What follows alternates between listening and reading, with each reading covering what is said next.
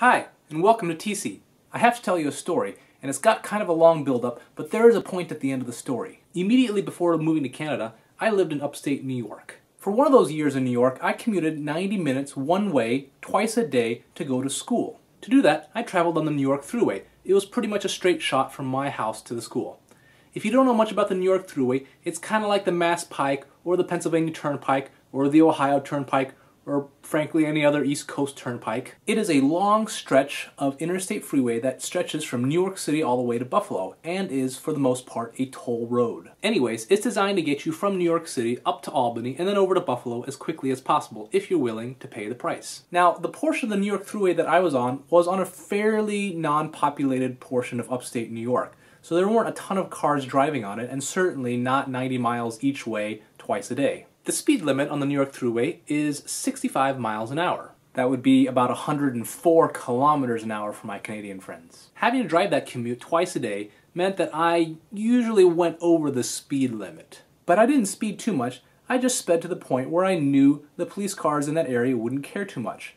And that sweet spot was usually right around 75 to 79 miles per hour. So long as I didn't go over about 80 miles an hour, the New York State Troopers didn't really seem to care too much about me and would let me pass along my way. In fact, I got so good at this that I could, even without cruise control, keep my car going right around 78 to 79 miles an hour and pass pretty much all the other rest of the cars going along the New York State Thruway in the same direction as me. And it was largely for that reason that I was able to survive the long commute on a daily basis for an entire year. In fact, there was really only one situation in which I was being passed rather than being the passing car.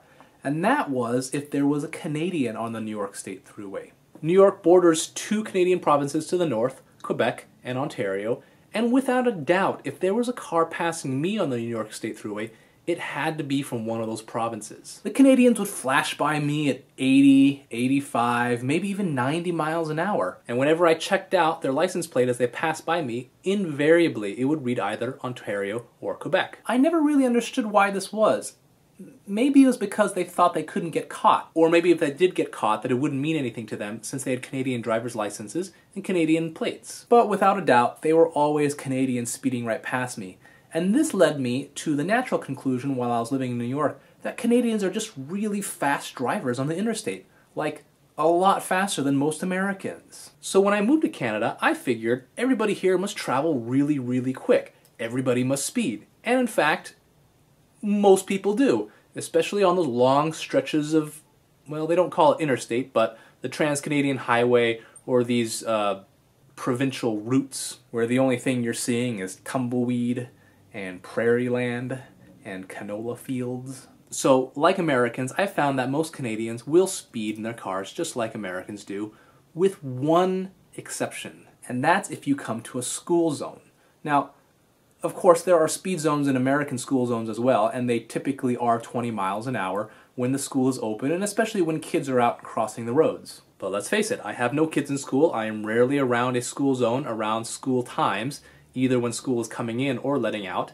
If I am, I will slow down to 20 miles an hour, but usually I'll go about 30 miles an hour through those school zones because those kids should be in school. Only the delinquent kids should be outside at any point during that time. Similarly, here in Canada, the school zone speed limit is about 30 kilometers an hour, which is just a hair under 20 miles an hour, so roughly the same speed. The one big difference is that people here actually slow down to 30 kph, which is blisteringly slow. You're huffing around the neighborhood at your typical 50 to 60 kilometers an hour, when suddenly the car in front of you drastically slows down to 30 kilometers an hour, or like 19 miles an hour. And you're like, what's going on? Then suddenly you realize, oh yeah, we're passing through a school zone. It's active Monday through Friday from 8 a.m. to 5 p.m.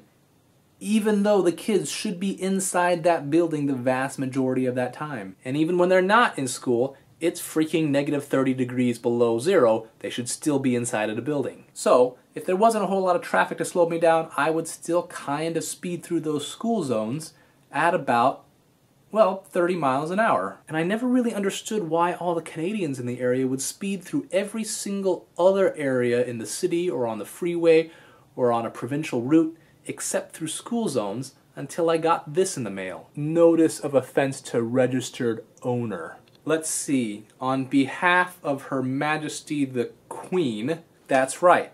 Her Majesty the Queen has given me a speeding ticket. I was going 47 kilometers an hour in a 30 kilometer an hour school zone. And again, that roughly translates to doing 30 miles per hour in a 20 mile an hour zone, for which I was caught by photography. That's right, they caught me on digital photograph. For this offense, Her Majesty the Queen is charging me $224.